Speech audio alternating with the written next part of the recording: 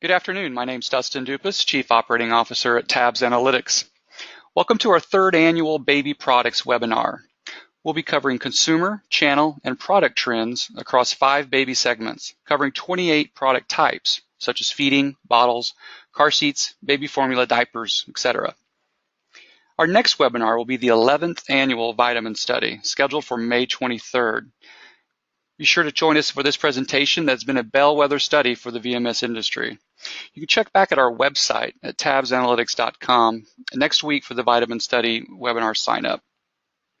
Presenting today is Dr. Kurt Jetta, CEO and founder of Tabs Analytics. At the end of this presentation, we'll open the floor to questions that you can submit on your chat box on the GoToWebinar screen. So with that, I'll turn it over to Dr. Jetta. Thanks, Dustin, and thanks for all of you that attended today and carving time out of your schedule. Just as a reminder, anybody that attends live will also be able to hear the question and answer session. One of the downsides of holding out for the recording is you don't get the Q&A, but we are always available for questions after the fact. So this is the third year that we've done the baby study. Also, all other webinars that we've done on various industries, beauty, household, grocery, as Dustin mentioned, vitamins are all on our website at tabsanalytics.com under the resources tab. The methodology today will be a similar methodology we use for all our industry studies. It's based on consumer survey responses from a geographically and demographically representative group. We use the supplier Toluna to identify for us 2,000 adults that were 18 years of age or older. Every study has been done in March of the year, so this was done in March 2018. The results will compare to 2017. We're also in March. We don't get a perfect match based on age, gender, and income, so we weight the responses back to the U.S. profile, but what we received this year was pretty close, so we had minimal adjustments that we needed to make. The areas of questioning, we ask about purchasing, first of all, on consumer sectors, and they're sectors we've chosen that have a high degree of specialty channel involvement. There are also ones that tend to be more discretionary in nature. We're asking then about 6 baby segments. I think Dustin mentioned 5, and the reason the disparity is we ask at the beginning just collapsing food and formula, and then we break those out separately when we get channel purchasing habits. Where do they buy each of these segments? In particular, we isolate on mass market, which is food, drug, mass, club, and dollar. FDMCD, specialty, brick and mortar, and then online. We also cross-tab by key demographics, and the big ones in this category are income and then households with young kids. We always conduct internal and external validity tests to make sure that the data we're receiving is accurate and representative and can be corroborated with both other questions within the survey as well as industry sources that have been shown to be reliable. This study deserves some notes on data validation in particular, because 2 years in a row we've had some kind of atypical type of dynamics. So just understand, we've been using this methodology since 2005. So this will be the 13th year of using surveys for industry trends, and we have found them to be extremely reliable. They show us what's going on in the market and also are very good at predicting future trends. For example, if those of you that sat in on last year's webinar might recall that this survey showed a pretty significant drop in the category overall, or the sector, and then Babies R Us and Toys R Us had lost a significant amount of share. It was really an early warning sign that they were running into some financial difficulties. And sure enough, a month later, they declared the first of their bankruptcies. And as we know, they've just very recently declared a total liquidation. We also have been able to corroborate very high EECOM shares in baby, and we do that by talking to some of the major manufacturers in our industry, and they do in fact say that, yeah, they do 20, 30, some even do 40% of their sales online. So we have corroborated some meaningful dynamics. That said, there's two major issues that have surfaced in our baby studies, and we really have never seen it in any of our other studies. I mean, this is, just by sheer bad luck. So first of all, in 2016, we got an oversample of households with young kids. So what we received in the sample was 29% versus a national average of about 14 or 15%. And that's what we've got in 2017. So that skewed results quite a bit. And then also this year, right as we were going into the field, in fact, as we were going into the field, ToysRUs declared they were liquidating totally. And so there was this just outflow of nostalgia on, oh, my young kids, and I took them there for their toys. And so we got this pretty significant overstatement of ToysRUs purchasing activity overall. It wasn't dramatic, but it was pretty substantial, particularly for the brick and mortar component, because of that whole nostalgia type of dynamic. But what we do know is that when we look at the category and the segment incidence numbers, those are stable. So the people that report they purchase a particular sector or the segments within a sector, we know that the incidence by income is stable. And last year, and really that's one of the key drivers demographically in this industry, and also similar industries, is the whole income disparity. So the net of it is, so what do you make of all this, and what should we take away? And first of all, we have very high confidence in the directional results of the study for baby products. That ToysRUs news, however, does make it difficult. In fact, we won't report any trends within the brick and mortar channel. We'll do it by EECOM versus brick and mortar, and then within EECOM. So we've corroborated that with other sources. The easiest way is to, Walmart and Target both have reported really strong increases in their EECOM sales year over year, and we see that in our baby study as well.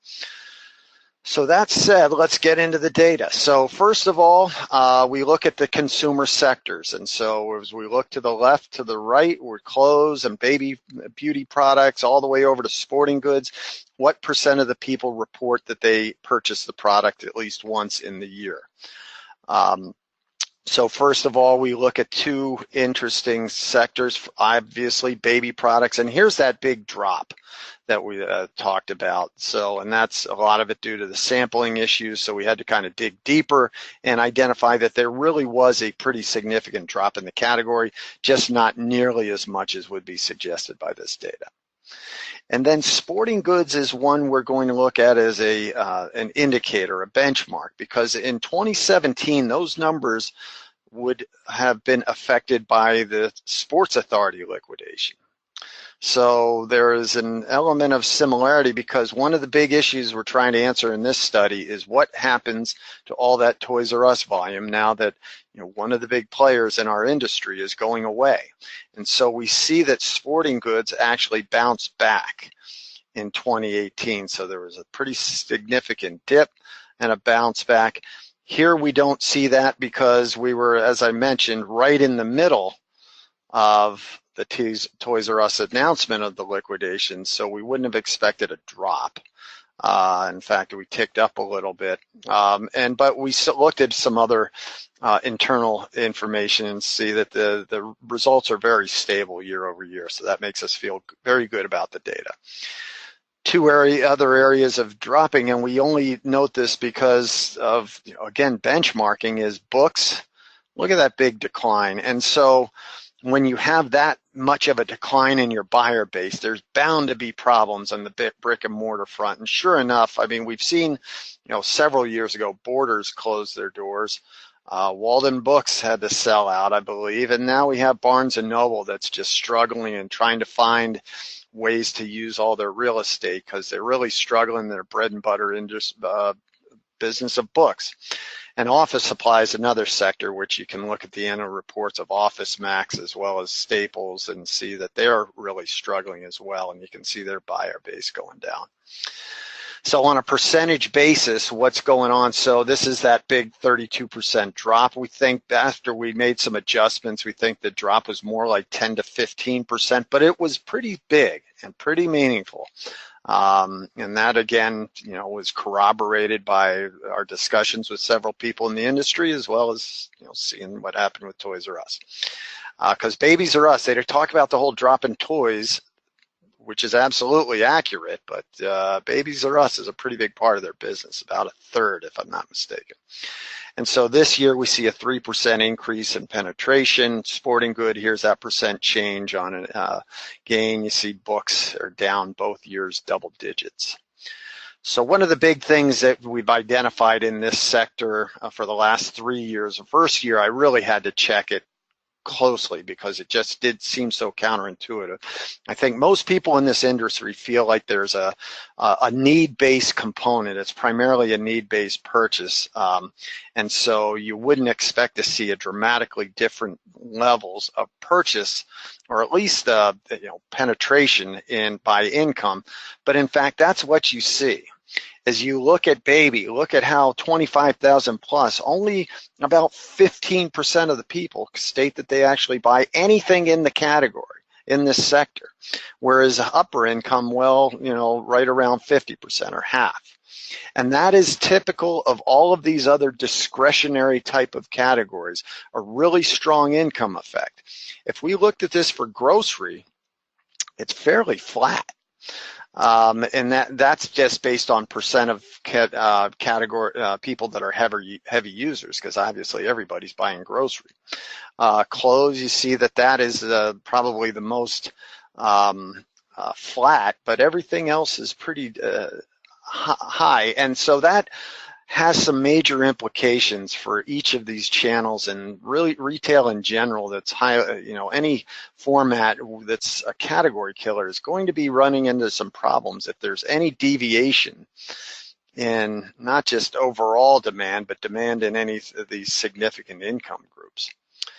And so you see this gain from baby at the lower income groups, and that's a big reason on why it was able to stabilize this year.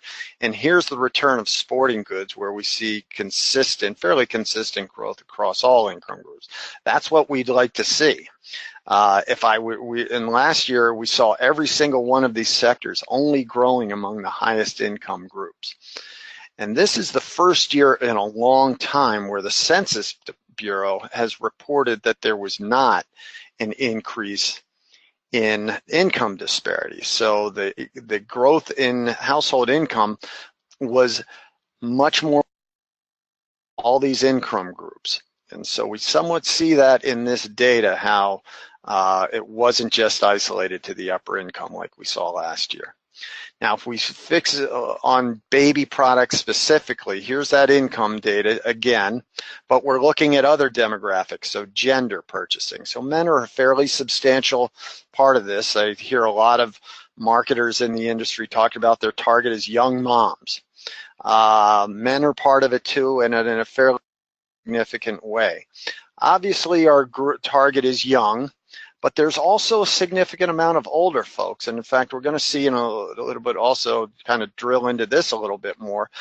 But even though the incidence of people 45 and older is less than 15%, whereas it's 30% plus up here, half the buyers are down here because 85% of the people don't have young kids in their household. So see, if you have a young kid, young child, under 8, under 6, we define that, at 70% of those people are in the category versus only about 15% without kids. But 85% of the population is in this bucket, not this bucket. So that's why so many of the users are down here. Also, what this tells us is there's a very high discretionary component to purchasing. It's not all just need-based purchasing, what I think a lot of people perceive. So look at the increases of older consumers. Very, very few of these have young kids in the house. So why would they be buying? Well, they're grandkids, they're buying for other relatives, they're buying for showers, buying for friends. All of those registry-based purchases would be, a high percentage of those would be in here. So the discretionary element of this category is a very important, helps us understand swings that we see year to year. Let's drill into the age a little bit on who's buying. So we're decomposing not young children in the household by just infants, nobody else, or nobody else young, both, meaning I have either an infant or a young child, 1 to 5, only 1 to 5, and then no young children. So I can have some children, they could be 12 or something, but they would be in this bucket. So look how the penetration, first of all, drops quite a bit.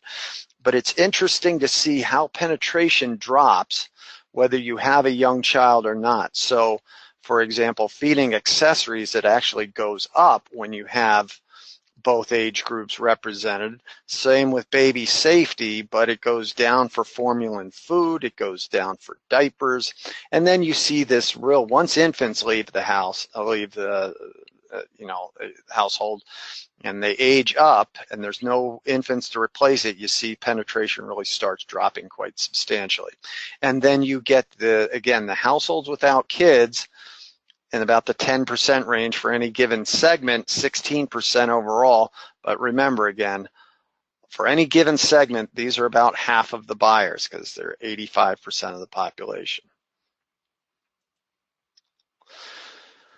So now we're drilling into by segment now. So here's where we have 5. So we're combining formula and food. Later on, we'll break those out individually to get at channel dynamics because there's important differences between the two. But every single one of these was fairly stable. The only one where we saw some increases was baby care, or sometimes I call it baby needs. That's lotions and ointments and powders and those types of things. I would attribute it to a lot of new product activity occurring. So there was Baby Dove, there was a lot of organically based products. And as we look at the types, we'll see it was consistent across all the various types. And when we see those increases and we don't see them on others, that gives us, again, confidence in the data that there's something meaningful in that shift.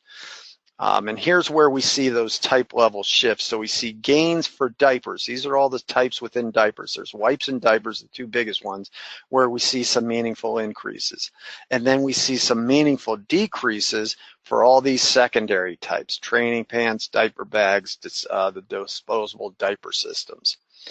And toddler feeding accessories, that goes across a lot of different types. I could probably add 4 or 5 more here, but these are the largest ones. Not a whole lot to talk about from year-over-year shifts. It's just, first of all, important to note that they are all meaningfully sized. So as far as an assortment planning or portfolio planning, need to understand there's a contribution from each one of these. Drop in toddler feeding, fairly substantial. That's bowls and plates and utensils, those types of things. Reusable bottles as well came down. But interestingly, there wasn't an offset really in any of these other bottle feeding or liquid feeding systems. Cups didn't go up. That's statistically immaterial. Disposable bottles continues to trend downward, and nursing pads and breast pumps didn't go up. If we look at the safety items, again, quite a few different types of items. The only meaningful shifts to talk about, strollers went up significantly, and that tends to be much more of a discretionary type of purchase, registry-based purchase, grandma buying it, grandpa. Potty seats came down, bed rails came down, so don't forget to put those on your registry. To the extent there's any young expectant, make sure you potty seats and bed rails. Don't forget those. Those are important. Look at so formula and food. So food actually went up. Baby food, drinks flat, formula up. So formula and food went up quite a bit.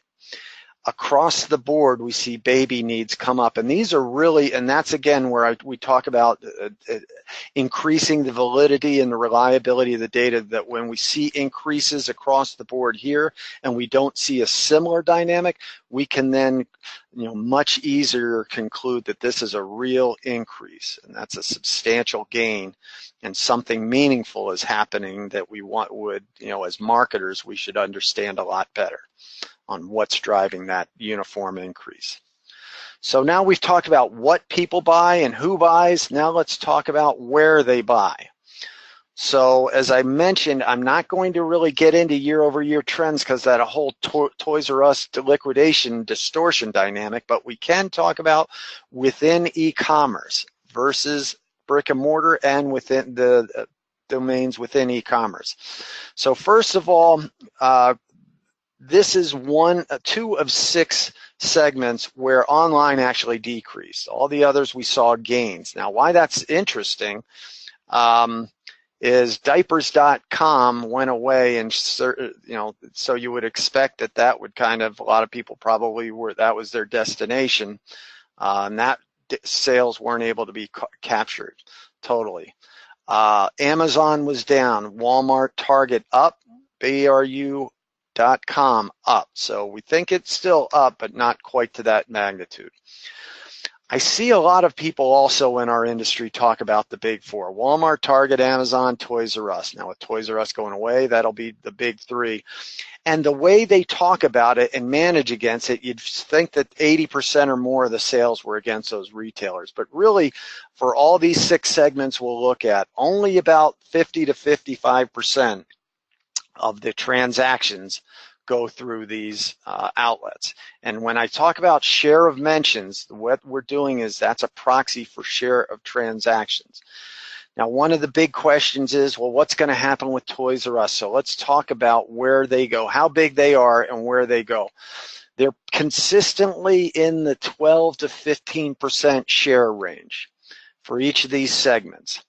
This SOR equals share of requirements. So of people that buy at Toys R Us for anything in this sector, they spend about 23% of their diaper transactions. 23% of their transactions are in Toys R Us. The other 77 go elsewhere. And then where does that loss volume go? Does it go to Walmart, Target, and Amazon, or somewhere else? And what we see is it skews toward other mass market. Here's how we get at that information. So this is our online tool to look at overall purchase levels. I'm going to look at diapers, go back to diapers, and so we can see other mass market. This is all 4 of them are fairly same size, but I only care about Toys R Us buyers. So this is just anybody that buys at one of the Toys R Us outlets, either Babies R Us, Toys R Us, or BRU.com. And so those 3 are that 23% of the total purchases. So all the other 77% go somewhere else. Well, where are they going? So right now we see, almost by definition, that they are higher specialty online and other mass market, which is club, dollar, food, drug, as 25, mass merch 17, online the rest. Let's exclude, though, Babies R Us, BRU.com, and then I'm going to get rid of Toys R Us as well. So what we see, look at now the difference, how that opened up now between other mass market and mass merch. Online really didn't change much at all. So that's where that's how we use this data to conclude that there will be a disproportionate, for diapers, a disproportionate amount of those sales that leave Toys R Us are going to move toward these outlets right here in the gray. And then Target and Walmart will split. I mean, all 3 of these are going to pretty much share the online sales equally, but they didn't seem to capture, for diapers, all that much. Club is a pretty big outlet for this category, but this gives you a way, and this is from our baby tracker tool, that gives you a way to answer those questions on where do the sales go. So now I'm not going to pummel you and get all, like old school Nielsen, where I'm just going to inundate you with charts and just this soul-crushing barrage of just data and charts, but I will point out key highlights on each of these, and I'll give special focus to online because that always seems to be where people are interested. Here, online actually grew. So remember, Diapers.com was given the different segment roughly 3% of overall sales. And so what this shows is that even that going away, online was still able to grow relative to brick and mortar. Amazon, flat. They're the ones that bought Diapers.com and mothballed it, but they were not able to pick up incrementally any share here. And the industry was basically flat year over year. Walmart and Target, so you see consistently Target's doing a little bit better, particularly on a percentage basis than Walmart, although Walmart doing very well also. Here's online pick. Even talk about these ToysRUs numbers anymore because they are very consistent across each segment. Fairly low loyalty among ToysRUs buyers. In fact, only 25% of the people in the category actually purchased at ToysRUs for anything in this category. So there's 75% of the people not even affected, really. So here's Target outpacing Walmart as far as absolute share, and then a percentage. Amazon grew here.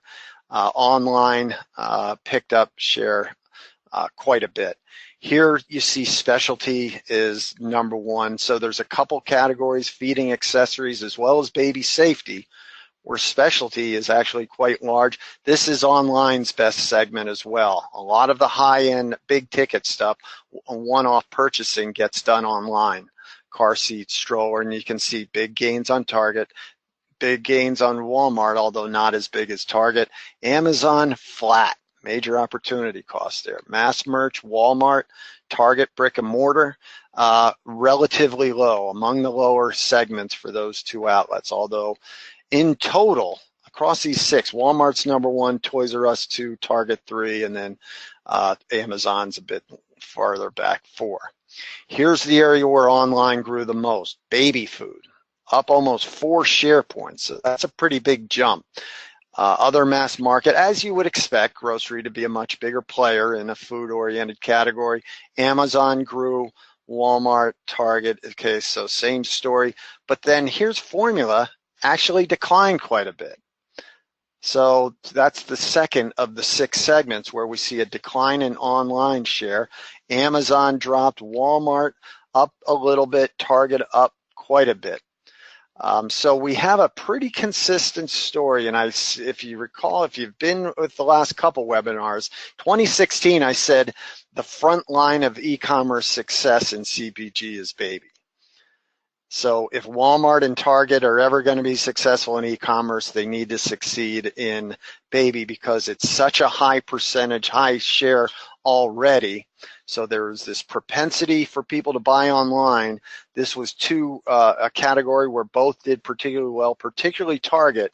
And so they really seem to have cracked the code. This is the second straight year we've tracked meaningful gains at both Walmart and Target, although last year Walmart was the big jump. This year it's really Target that seems to be doing much better. And here I'm not going to read all this, but this is just a nice summary slide for, we'll send this out to everybody. But you can see down here across the board gains for Walmart and Target.com, BRU. So again, we think that is overstated, but we still directionally, looking at other data sources, believe that they did in fact grow share, and Amazon was roughly flat. Here's the Diapers.com. They pretty much went away. Not pretty much, they absolutely went away. Now, if you typed it in, I think it automatically diverts you to Amazon. So as an overall basis, though, you see that Walmart, this is kind of, you might be looking into the future of e-commerce overall, how Walmart and Target are close on the heels of Amazon. Now, a lot of those categories where Walmart and Target really don't play, I don't know if they'll ever catch up, more the general merchandise type categories. But certainly in CPG, it's not out of the question to think that these, general merchandise offerings or broad-based mass merchandise offerings will catch up to Amazon, particularly in grocery. This then looks at going back to segment purchasing by income group. So we broke the 6, consolidated into 3 groups, and you can see across the board there's this strong skew toward higher income making more purchasing. So about a quarter of the people in any given segment are if you're making 100,000 or more, you're buying the category, and that's sometimes almost 4 times as much as the lowest income segment. But that skew only translates it correlates, I should say, to EECOM purchasing for baby food and baby formula. Interestingly, if you recall, baby food gained a lot of share of total sales for e-commerce. Formula share actually went down, so that's an opportunity cost for formula. So it's incumbent upon, and I actually should have put this in the summary, anybody that's in the baby formula business should be looking at why their segment has not grown share in e-commerce and baby food has. And I don't dismiss the notion that maybe there's all kinds of regulatory issues, because that tends to be a more regulated category. But conclusion, so what can we conclude here? So after a pretty significant decline in 2017, this sector has stabilized in 2018. It correlates with macroeconomic trends. So we see from the Census Bureau, there was a slight contraction in the level of income disparity by household, and we certainly saw that with improvements in household purchasing and adults 50,000 income or less. The disparity by income really is one of the most noteworthy dynamics, and it really is something that anybody that competes in this category needs to internalize, because it has so much impact on your pricing strategy, the product strategy, and the channel strategy. So if you're there used to be, if you've been in this industry a while, like I have since the early 90s, there used to be just a flood of really low-end, inexpensive products in the market, but what we've seen is just a real strong shift toward premium products, higher priced items, and they're the ones that sell. And so if you want to compete in value or mid-range, there really needs to be kind of some idea of what products do you need to compete in that area, because certainly with such a strong orientation toward premium products, there's this expectation of quality there. So the channel strategy as well, because obviously a Costco or a Target skews hot, so they have an inherent comparative advantage versus, say, a Walmart or dollar stores, just because of the income disparity of their typical consumer. So we continue to see e-commerce having a disproportionately large impact in baby and relative to other consumer product categories, consumer packaged goods. And this is a category that kind of bridges that divide. I mean, diapers, formula food, they're more CPG, but when you talk baby safety and even feeding accessories, they tend to be more general merchandise. But all segments seem to have a very high percentage going online. The income dynamic means that Target will always have a comparative advantage in baby versus Walmart. So will they be larger? Probably not, just based on store count and traffic. But the share gap between the two will always be narrower here than in almost any other category, maybe except for any of those other discretionary type categories we just saw at the beginning. Overall, the big four account for 50 to 55%. Then when they become a big three, we would expect that to be closer to 50, because as we noted, it's going to shift more toward the other mass market retailers. But it just means that given there's still a big part of the transactions going to other channels, and the industry seems just a bit too focused on these big guys. I mean, surely they're important, of course, but there are a lot of other business to be had in club, in food, and dollar, and all have meaningful contributions in the non-edible and actually edible. Obviously the edible, so the food and formula do a lot of business there, but also, feeding accessories, baby needs also. Specialty outlets, people forget about Marshalls, TJ Maxx, Bed Bath & Beyond. So they are going to, the more premium specialty outlets are going to come under pressure if they're only, because of that income disparity. But this would be an area then channel strategy to appeal if you have a lower end product. They're showing meaningful share. There's also this high discretionary purchasing dynamic. God, how many times have I used the word dynamic here? I need to get that thesaurus out and start changing some of these words. So all of these categories, very discretionary, sporting goods, office supply, and so it's really, they are ones that are very susceptible, highly susceptible to not only overall trends in the economy, but shifts in income by household group, by income group. And so you're going to see these are the retailers that are going to be highly vulnerable, particularly to e-commerce. And you're going to continue to see multiple bankruptcies in these sectors. Except for beauty, we've been seeing it in some of the other sectors we've looked at. A lot of it is the reason why Whole Foods, say, has hit the wall. They're just, they're only appealing to a very upscale demographic. And so, and organics is something that has a very upscale shift. So that is always, books is the next where, can Barnes & Noble be next behind as far as the bankruptcy or some real financial difficulties? So the big question is what happens to the ToysRUs volume? Overall, they're about 15% of the market. So let's take a look at what data points we've reviewed that would help us answer that question. So we use sporting goods as a benchmark. And if you recall, the penetration went down in 2017 following the Sports Authority bankruptcy, but it recovered in 2018. So that talks about the resilience of consumers to find another outlet. We already see that there's a high percentage of, actually also the point is you would maybe expect to see an immediate dip, but then some resiliency.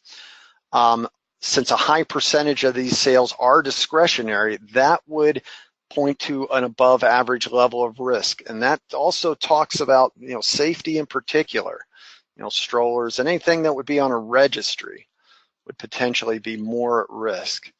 And as I said, baby safety had the highest percentage of sales done in specialty and e-com, the two channels most affected by that liquidation. So those are kind of the negative factors, but what about the factors that say there really isn't that much risk? Well, first of all, the ToysRUs buyers in this sector aren't that loyal to begin with. About 80% of their transactions are done elsewhere. So of the people that say they buy at ToysRUs, 80% of their transactions are not done at ToysRUs. EECOM grew successfully. So here's a time where Diapers.com, which was a meaningful player in 2016 in baby products, they went away and e-com continued to grow. 4 of the 6 segments saw meaningful growth, and that's coming off growth from last year, where Diapers.com was starting to go away. ToysRUs buyers tend to be disproportionately oriented toward mass market outlets other than Walmart and Target. So this gives us an indication of where those people might go. They're going to go everywhere. Generally what people tend to think in our industry that it's a very kind of linear, limited path. If I don't buy at A, I'll go to B. Actually, people disperse in kind of somewhat proportional to the way they purchase in the market, kind of fair share, although there's going to be a slight skew toward mass market. Another indication, Amazon did not pick up share despite folding Diapers.com into their website, but Walmart.com and Target.com were big share gainers. So it demonstrates the consumers are search savvy. They know where to go to buy. They're not just locked in on one format or one way. All the channel shifting, channel blurring, very, retailers that tend to think, oh, my only, competitor is Target, or my only competitor is Amazon. And I mean, that is not the way this industry or any industry, any category in our industry works. So what's my forecast? I think overall market would be absolute maximum no more than a 2.5% reduction due to the ToysRUs liquidation. And how I get that? 25% of the buyers in this category buy a ToysRUs. So those are the only ones affected. Only 20% loyalty. So the 80% are already going to others outlets. And then let's put an absolute max of 50% of those purchases made in ToysRUs are discretionary. But in actuality, I think that discretionary component is going to be much less, and the people are going to be much more search savvy. So more likely there would be no more than 1 point change. Maybe it's a little bit more skewed toward safety and feeding accessories, and there may be certain competitors, people there that are listening, that maybe ToysRUs is 30 or 40% of your business, but we're talking market level. I don't expect it to impact more than a point or so. There's been so many precedents on consumers being able to rebound pretty quickly when one of their preferred formats goes away. Sports Authority and Diapers.com being two obvious examples. And these sales will shift disproportionately to food, drug, club, and dollar. So it suggests an opportunity for these retailers to start beefing up their assortment. There was a reason why people did go to Babies R Us in particular, and a lot of it was because of the whole variety aspect of it. And so that whole preference for variety, if it's not met in these outlets, they'll go somewhere else like online or Target or Walmart. So one thing before I kick it back for question, I wanted to tell you about our baby industry tracker, where this is something we're going to do on a quarterly basis. We're going to talk to roughly 500 baby category purchasers, considerers, and we're dividing into 3 sectors. There's going to be baby needs and diapers, food and formula, and safety and feeding accessories. So 3 different sectors. Each one of those will have roughly 500 users, purchasers, considerers. We get a bunch of brand dynamics like awareness, favorability, purchase, and then we can calculate conversion and loyalty for these brands. So tracking, particularly those that are making an investment in consumer awareness or some consumer investment, it's a way to track the effectiveness of those. We type purchasing trends, and we'll have an expanded list versus what you saw in this survey, and we will continue to track outlet purchasing trends. So let's see if these predictions of ToysRUs, where those sales go and what happens to the overall industry, hold true, and how does that affect the way we plan for our business. And you'll always get full demographic breaks with that. So the cost to get this and to be a participant is $4,000 per update. We limit it to no more than 5 companies per sector, so it has some value when using this to talk to your retail partners. If there's a full year commitment, it's $12,000. So just to give you some visibility to what this would look like, let me show you. We have a Nutritionals Tracker that we're doing currently. So this is the awareness element of it. Let me do a refresh.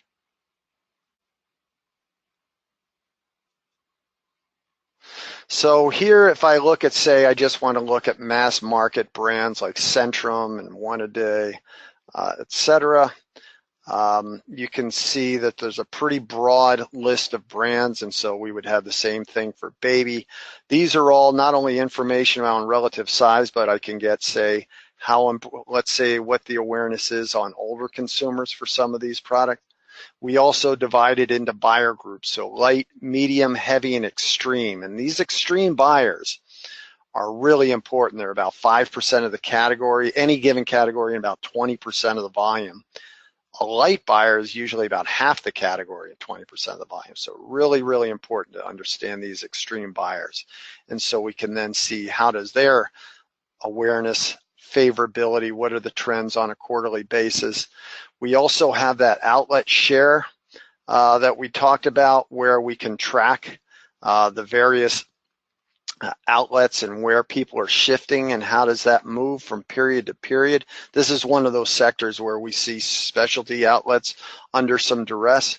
We also have a way to compare regions. So let's say I want to do the Align brand, and I wanted to identify where do I have high awareness but low purchase levels. So for example, I can see in the west, north, so kind of this plains area, I have decent awareness. I'm indexing an awareness level 7% above national average, but the trial is 23% below. So that points to a major conversion opportunity. So if I have regional funds, or I have a retailer that has a high concentration here, I want to focus some of my efforts here. So we can use that to benchmark versus competitors. We can use that to benchmark within our own brand for conversion or loyalty issues. So with that, I thank everybody again for attending today's webinar, and I'm going to kick it back to Dustin for questions.